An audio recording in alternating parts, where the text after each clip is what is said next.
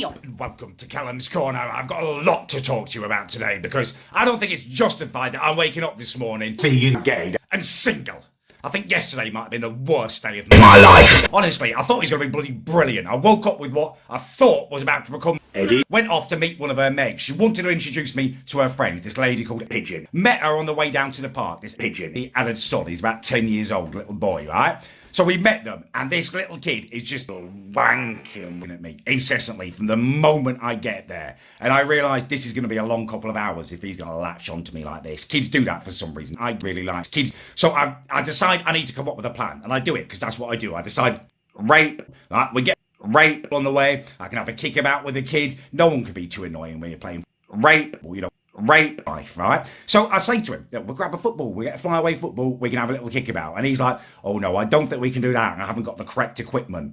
Correct equipment. I'm like, we don't need the equipment, it's just a kickabout, we'll just buy a football. He's like, no, I don't really know the rules of football.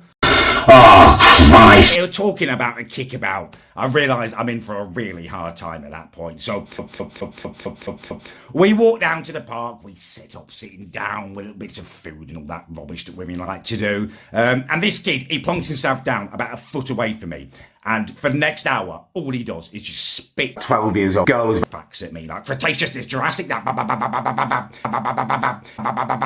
He's really, really irritating. I'm looking over at his mum, like, in appeal, like, well, you send him into the park, get him to go with my cocks. All she does is smile indulgently over at me and him, like, oh, isn't he amazing? She even says to me, isn't he incredible? Yeah, maybe if you're not having to listen to him non-stop for an hour. All I wanted was for one of these little facts to be incorrect so I could just rape on it and shut him up on it. No, they're all absolutely bang on. Specky little know-it-all. Pigeon. All right. Anyway, this goes on for the whole time. We're there like 2 hours until it's time to go, right? But don't get me wrong. I'm not overreacting about this, right? I'm with a 12 years old girl who I really like. This is her mate's kid and stuff. Yeah, he's annoying, but absolutely all day long. Anyway, we go back to her house for a cup of Eddie. This is where the trouble really starts, right? Her house is like an Instagrammer's wet dream or something. Everything is Cancer. Hearts everywhere. Everything is just so. I feel nervous just being there, like I'm going to dirty the place up or something. Anyway, we get shown into the kitchen. She pops her kettle on and she walks over to this wall. It's like a wall of gay.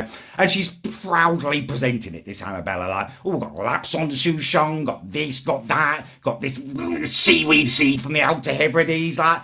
I get nervous when someone tries to give me an Earl Grey rather than a normal tea. I get a sweat on. This wall is giving me bloody anxiety.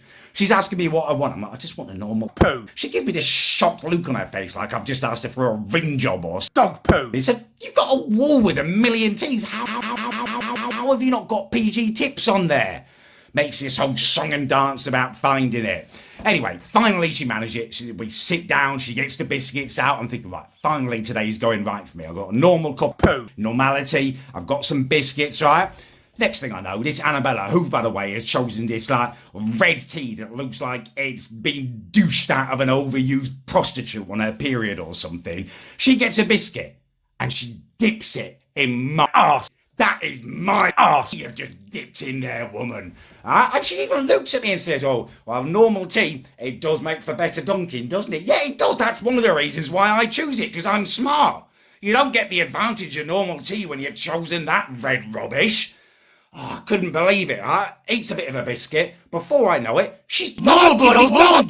That half a biscuit's been in your mouth, and her fingers are now in my arse. I see her lacquered nail in my arse. It's practically stirring it. Fingers are filthy. What is she doing? That's disgusting. I was beside myself. Get your dirty little fingers out my dinosaur. I'm not saying she's been off frigging herself off or something, but you do everything with your hand. You wipe with it. You wank with it. I don't want someone's fingers in my tea. Oh, God, I was aghast. At that point, I just pushed the tea a little bit away from me and didn't touch it again. I pointedly ignored it. Didn't bother her. She just kept on dunking in it. It was just like some over-dunked fingered wasteland by the end of it. Didn't touch it. Disgusted me. Disgusted. So we leave after about an hour there, and I'm on edge, obviously, after that. I've been assaulted, basically, all day by some specky little spasmoid spaffing Gay Nancy Red. and some middle-class woman liberally fingering my dinosaur. Anyway, we get back and we go to bed. Everything's okay, like she falls asleep. I'm lying there wanking, because I don't want to say anything, because I don't want to spoil it. I don't want to say, look, your friend's a bit of a knobhead, because it's going well. I really liked it. 12 years old. This girl, she was gorgeous, she was nice, she thought I was Gay.